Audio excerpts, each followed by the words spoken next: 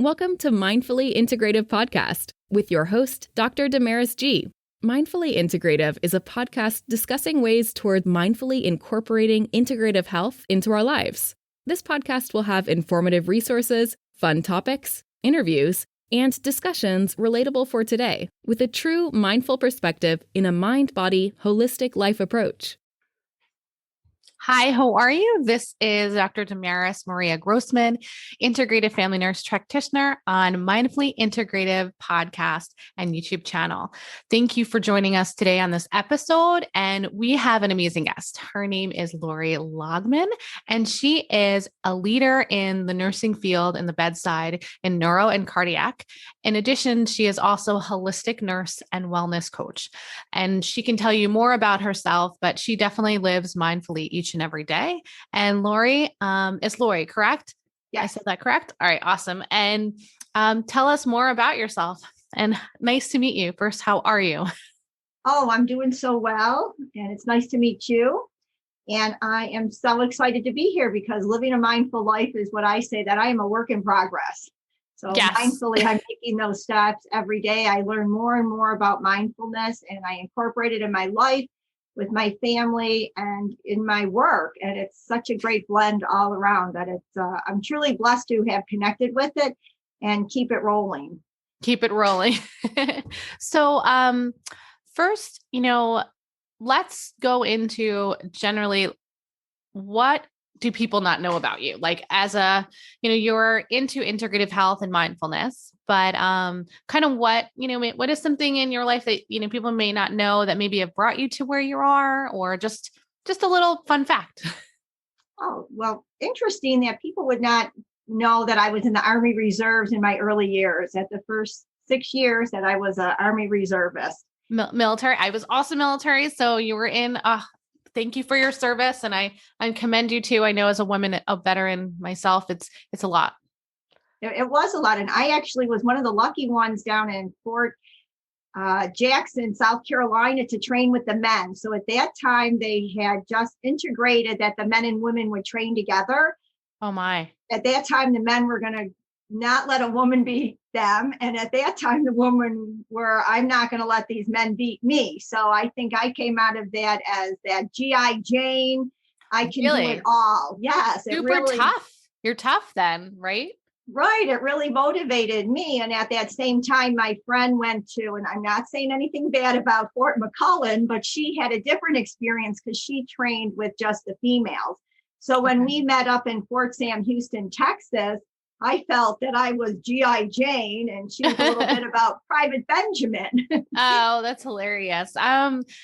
I definitely can imagine the training. I mean, by the time I was we were integrated. So I can only imagine, like, you kind of were a pioneer in the way of like kind of transitioning, being the voice for women in the military too. It's tough. What kind of job did you have? So at that time I was 91 Charlie. And so that it was, I believe if I'm correct, that was the medical assistant. Oh, so you were in the medical field and then you transitioned into nursing after that? Yeah. So that really probably was my start with nursing. I was always growing up and my mother was a nurse and she told us great stories about working as a nurse. But unfortunately, I said, I'll never do that. There's so much blood and guts. I could never do that. Right. I didn't want to be a nurse. And somehow I did find myself in the military as a medic. And then I really found out how important it was and to make those connections with people and how you made a difference. And I think from there on, I was sold. I went on through the Army, paid for my training, and I trained with the Army to become an LPN. And then I was an LPN for a long time after I got out of the Army. And then I moved on to get my RN. But what really inspired me to get my RN is I wanted to become a holistic nurse. And to become a holistic nurse, you needed to be an RN. And what made you kind of like transition to that holistic nurse thing? Because that doesn't usually come up for someone regularly. Like for me, it came up a little earlier, but it was a traumatic event that transitioned my pain. So what transitioned you to go, I want to be a holistic nurse? I was lucky enough in my early days to have, 4 children, and sometimes those children would get sick. and have ear infections and different things. And at that time, I was looking into ways that I could help my children. And I stumbled upon herbs and vitamins. And then I stumbled upon reflexology, and I stumbled upon healing touch and all these great modalities that I was using with my family. I thought, how can I, do this as a nurse? Yeah. So that's what I really thought, that a holistic nurse was somebody who would use all these modalities. So that was really my inspiration to go on and get my RN and to seek this holistic nursing. That makes a lot of sense. I mean, and you kind of were like, I need to figure out a way to like make people better in a different way, in a whole health approach, like we talk about here. Yes. And then I had the opportunity that I also did home care, and I took care of, clients who were quadriplegics. And that is a extremely mindful moment to look back on, that you were in that moment and to be present with that person in that time, because that's such an important space for them. Oh, and they need you, like you're the one person that they need. They need total care. So for you, it's exhausting some days. So it's like you're centering you. And then in addition, you have to be there for them to do almost everything, right?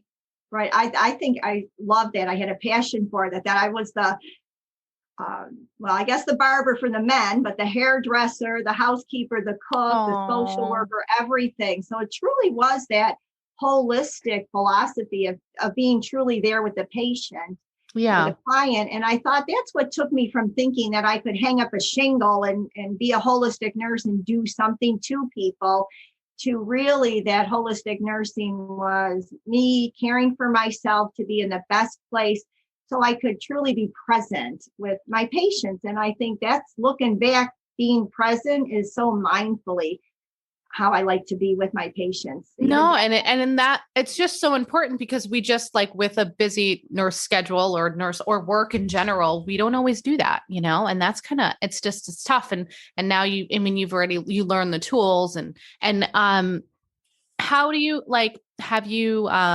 considered like things that made you struggle or things that inspired you to like grow from this? Or was it, the patients, the home care patients, or was it just an event that? Always loving my patients. And I learned from my patients probably just as much as we learn from each other, developing those relationships. Yeah. My struggles probably was being a nurse. As a nurse, you sometimes lose patients, and you provide that awesome care to families and patients who are at end of life. For me, though, and my sister was sick, it was so challenging because the holistic nurse, the healthcare part of me wanted to help her to get better. But the other side of me could see, we're not going down that road. So how do you keep promoting, get better, you're going to get through this, as well as preparing for what's coming? I think like more on a palliative hospice, or just looking at it as a healing, like, or trying to keep her like, what's the word? I'm going to say palliative, but keep her healthy and happy to the end of life. Or was this an end of life? Did she pass? Right. That's what it was. And gosh, I'm so sorry for her loss. Because you wanted to keep fighting for her to get better, but you really knew that it was going a different direction. And could we move into that space? And we did move into that space. One thing she said, I think it's beautiful, is my mother and I, we were all very close. And she said, I don't know how to do this. I've never done this. Mm-hmm. Like none of us have. And we were able to go through it together. And she did very well. And of course we miss her. But for me, those are the struggles of losing those people so close to me. So close. I'm so sorry. I mean, especially this year. Was it recent? Oh, no, it's been a while, but okay. But you still, but she means a lot to you. I mean, any loss, no matter if it was recent or years ago, it doesn't just go away.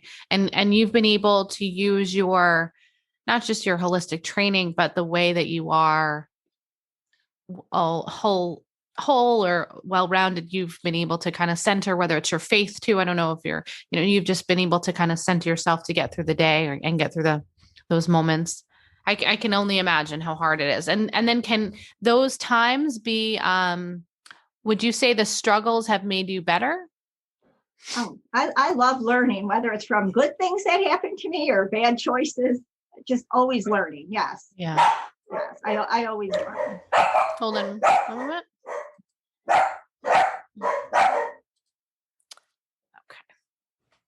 Okay. Hold on. Oops. I'll just have to add that. So in reference to is there anyone in your career or in life that has inspired you to do more with either with your patients or when you were doing your trainings? Like what kind of who has inspired you throughout your career and life? Oh, it may be cliche, but it is that Florence Nightingale. Oh, that's beautiful. Okay. Oh, that's a good one. And right. Just her, Florence, being the pioneer, and that she had said 200 years ago that the nurses of today would be the change makers. And her vision, her philosophy, and her belief in the nursing profession is, fabulous. And I've taken a Nurses Week that I dress up as Florence and visit. Yes, I love to dress up as Florence and visit the nursing units. Before COVID, and I would share information on self-care, mindfulness, and tools to help nurses with their self-care. Oh, that's so great. Are you implementing a lot of your techniques with your patients too at work? Yes, I love to be, mindful at my job. Our floor, we're the love floor on my unit, 3 South. All our colleagues, we love each other. We support each other so much. And those are those mindful moments that we talk about, mindful hand washing, that you just taking that, 60 seconds to wash your hands, ground your feet, and, wash your hands. Those are mindful moments. And we talk about being present with our patients, that if you go in that room, we do bedside report, but we also share, that's your time to make eye contact and just truly be present and listen to your patients. I think, those are easy ways that we just bring in that mindfulness. And I do try to do that. One time I was with a patient and I came in and I slowly moved in and I was truly present. And he said to me, "Oh, you're really busy today out there, aren't you?" And I said, "Well, I'm right here with you now and everything's going smoothly." He said, "Oh, but you're busy. I see you running back and forth." So yeah. And he was aware, but you were there for him. And was it more challenging? I mean, this wasn't something I was going to ask, but was it more challenging, of course, because of COVID this year with trying to kind of keep that, cool or that centeredness within yourself and for your patients? Or did you find because you've had the training and the time that it was even more important? I think it's always important. Even more important, I think, was the connections with the colleagues. Connections. Oh, wonderful. Because as things were escalating and frustrations on the unit, we could bring it back to say, okay, let's chill. What's working? Yeah. How can we help each other? How can we just be in this moment? And to me, those are mindful moments that we can pause and say, okay, what's working? We got this. Do you need anything? And I think if our unit didn't have that mindful philosophy, that we probably would be more, we'd be more upset in the chaos that we have sometimes. Yeah, I can only imagine, especially this year, it was a struggle for most individuals and kind of where they were at. And did you go to a specific training or were you in a specific training that got you to where you're at, or did you kind of learn on your own through faith and just reading? A little bit of both. So I was introduced to mindfulness. As a holistic nurse, I've had so many opportunities to go to the conferences, which I love. Oh, so great. I have taken several sessions on mindfulness for, creating that as a self-care for myself. Yeah, well, not just mindfulness, but integrative health and holistic training. You went to a lot of different trainings for that. Yeah. And yes. What's your favorite modality? Let's say, how about that? I would put my mindfulness at the top because that helps me in all my relationships everywhere. Mm-hmm. Oh, that's tricky. I love my homeopathy. Oh, homeopathy. Yeah, I do like homeopathy too. I love healing touch because that's something that I can also offer. Mm-hmm. Those are great things. And, reflexology is wonderful. If you get, my kids in the chair and I start working on their feet when they were 15 and 16, the stories that they would tell was a little much. They would get a little relaxed. And, That's cool. Yeah, I love the different modalities. And it's like you were saying, it's not just the modalities, but it's kind of neat. Everybody has different ones that they use. And I just was wondering, what was something that you kind of were drawn to. And then overall, do you find that you've been mindful ways on every day, or like what kind of would be your teaching moment for someone today to help them if they haven't necessarily found a way to be centered? What is your take home for our audience today? I think it's challenging when someone would be, even myself, upset, or my children or my patients. And oftentimes people will say, oh, just relax, just breathe. Mm-hmm. And that right away seems to send you the other way. Mm-hmm. Do you have a tip? I think it's just being quiet. Like just take just a minute to feel yourself breathe, and to maybe close your eyes and disconnect from all that external stuff. Sometimes that's all it takes, is that. And I also, for me, I have to tell myself, okay, it's okay right now. You're okay right now. Everything's okay right now. And someone once shared with me his watch, and he showed me, and it said now, that everything's okay now. So I thought, that makes sense. You're okay now. This is the moment. Right now is where you have to be. And it's not the before, it's not the after, it's the now. That makes sense. I love it. Yeah. So the chaos at work, just be here now. We got this. Chaos at home, we're okay. Do you have anything that is upcoming or that you'd like to share in your business or work that you'd like to tell the audience how they can definitely be reaching you in the social links that I'll have? But is there more that you like to, do you have a business now, or that you add to this, or a way that we can reach you? Sure. Right now I'm doing individual coaching, and you can reach me through my email. Okay. And as the chapter leader of the Western New York Holistic Nurses Association, actually next Thursday, I believe the title is Replenish Yourself Before, During, and After Your Shift. And that will be on my website. And then wonderful. Oh, and we'll have your website links on our show notes. I don't know, what is your website, so that we everyone can go to, just for if they are not able to see it right away. What's your website that they can go to? Sure. It's HNB-BC chapter. Oh no, I'm sorry. That's the wrong one. Sorry about that. No, that's okay. I'll have them. I can have it in the links. If you just looked up holistic nursing in Western New York, it'll show up. Okay, perfect. Yeah, I would love for them to check you out and check out that event if it's available. So thank you so much. And I appreciate you being on the show today. Is there anything addition that you'd like to share with our audience and our listeners? Oh, I just think it's great that you're taking this opportunity to create this podcast to share little tips, because I think that's all about learning many moments of how we can care for ourselves in this busy world. Sometimes it's a calm world, sometimes it's chaotic. It's always beautiful, but sometimes we can't always see it. So I think what you're doing is helping us to all remember how beautiful it is with mindful moments.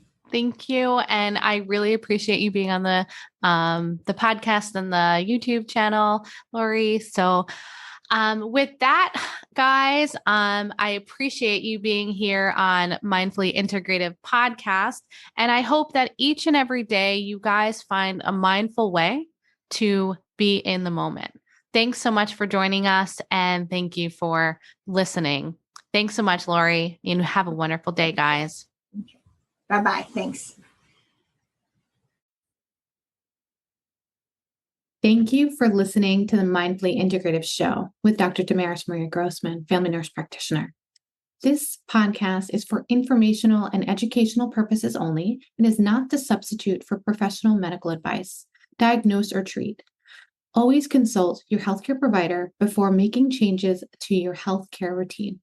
Make sure to subscribe so you don't miss an episode. If you enjoyed our show, please support us by leaving a mindful review on Apple Podcasts or your favorite streaming platform. Interested in being a guest or more information? Email us at info@mindfullyintegrative.com. For resources mentioned in the show, visit our website at www.mindfullyintegrative.com. You can also connect mindfully with Dr. Damaris on her social media links found on the site. May your strength and peace guide you to find a mindful way every day. Namaste.